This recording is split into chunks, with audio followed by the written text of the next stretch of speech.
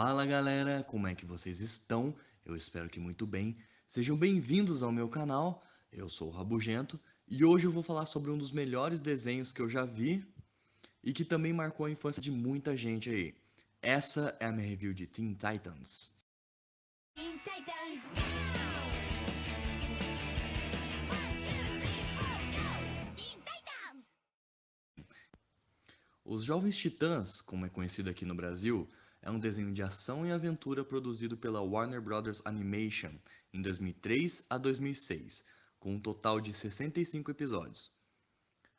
Os Jovens Titãs é um daqueles desenhos em que cada episódio é uma treta diferente com um vilão diferente, mas cada temporada tem um certo foco que segue durante os episódios. A primeira temporada, o foco é o conflito entre o Robin e o Slade. A segunda temporada é sobre a Terra, a terceira é sobre o Cyborg e o Irmão Sangue, e por assim vai. Cada temporada tem a sua própria história principal, mas entre esses episódios, digamos, mais importantes, há vários episódios sem a menor ligação com o episódio anterior. Tanto a animação quanto o humor do desenho possuem uma pegada mais anime, e ambos funcionam muito bem. A música tema é cantada pela dupla Puff e Amiyumi, que também canta outras músicas no desenho, principalmente nos episódios que os Titãs enfrentam o vilão Mad Mod, onde os episódios são mais surreais e mais voltados para a comédia. E não, o desenho não mostra a origem dos Titãs ou como eles vieram a se tornar super-heróis. Tem um episódio lá para a última temporada que mostra como eles se conheceram e como formaram a equipe, mas é só um episódio. Outra coisa que vale destacar é que Os Jovens Titãs é uma série bem contida, então não tem nenhuma aparição de nenhum membro da Liga da Justiça ou de nenhum outro personagem da DC. O foco do desenho é exclusivamente nos Titãs. A, pra- a Patrulha do Destino aparece um pouco na última temporada, porque o Mutano costumava fazer parte da equipe, antes de se juntar aos Titãs, e ele é o personagem principal da última temporada. Então vamos falar sobre os personagens do desenho. A começar pelo líder do grupo, o Robin, ele é o mais sério dos Titãs, o mais estratégico e o mais responsável. A sua falta de poderes não significa nada no desenho, pois a sua experiência em combate faz dele tão competente quanto o resto dos Titãs. Essa é a melhor versão do Dick Grayson que eu já vi, tanto no visual quanto na personalidade dele, que são bem da hora nessa versão. Cyborg é o cara responsável pelo equipamento da equipe e também é quem tem mais força bruta. Ele também é bem carismático e é o segundo titã mais engraçado do grupo. E falando nele, Mutano era o meu favorito quando criança, justamente por ser o personagem mais engraçado do desenho e por se transformar em qualquer animal, que é um poder muito foda. Eu continuo gostando dele, mas mudei de personagem favorito ao assistir o desenho de novo, depois de adulto. Sem falar que tem um episódio em particular em que o Mutano tá insuportavelmente cuzão. Mas não foi isso que me fez mudar de favorito. Estelar é a titã que eu menos gosto.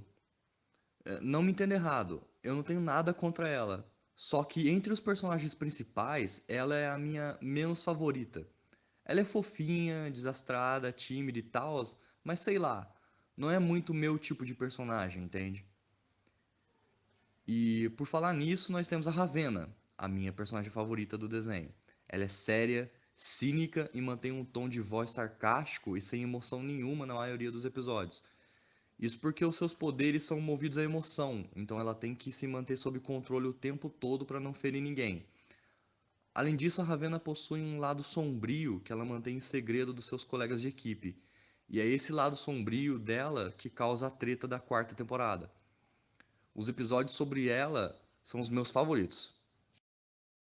Além dos cinco principais, também há outros titãs que fazem algumas curtas aparições durante os episódios, como o Aqualad, o Ricardito, o Kid Flash, entre outros.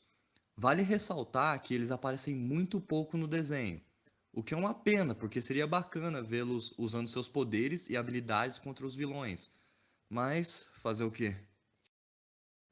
E por falar nos vilões, eles são tão carismáticos quanto os protagonistas. Começando pelo primeiro grande vilão do desenho, o Exterminador. Não, o outro. Esse aí. O estranho é que ninguém o chama de Exterminador em episódio algum. Ele é chamado de Slade o tempo todo. O foda é que eu conheci o personagem através dessa versão e acostumei a chamá-lo de Slade também. Aí quando alguém diz Deathstroke ou Exterminador, me dá um certo incômodo, sabe? Sem falar que quando alguém diz Exterminador, a gente logo pensa no Exterminador do Futuro, com o Arnold Schwarzenegger. Mas enfim, nessa versão ele se mantém mais nas sombras, manipulando outros vilões e lacaios para fazerem o seu trabalho sujo. E embora ele seja inimigo de todos os titãs, a sua rivalidade principal é com o Robin. O irmão Sangue, que é o vilão da terceira temporada, é o diretor da Academia de Vilões e, assim como o Slade, também se mantém mais nas sombras manipulando todo mundo. O Quinteto são os vilões mais recorrentes da série. Vez ou outra eles aparecem para encher o saco dos titãs. No começo, eles não são exatamente um quinteto, mas um trio, composto do Mamute, a Jinx e o Chip. Billy Numeroso e Seymour se juntam a eles nos episódios mais à frente. O Mad Mod também é um vilão bem divertido, que aparece vez ou outra. E todos os vilões que eu me lembro do desenho são bem carismáticos e divertidos de se ver, até os mais misteriosos e sombrios. Não me lembro de nenhum vilão que achei sem graça ou que me incomodou, até porque, fora o quinteto, a maioria deles só aparece por 2 ou 3 episódios no máximo. Então, se um vilão é sem graça, ele não aparece tanto, então não dá pra reclamar. Os Jovens Titãs é o melhor desenho de super-herói e o segundo melhor desenho que eu já assisti na minha vida, perdendo somente para Avatar: A Lenda de Aang. O desenho se apoia puramente no carisma dos personagens, que é gigantesco. Uma combinação perfeita de humor e ação é mais que o suficiente para eu recomendar esse desenho para vocês. Para quem não assistiu, procurar na internet, e para quem já assistiu, deixar sua opinião nos comentários, aquele like para valorizar o vídeo e até a próxima review.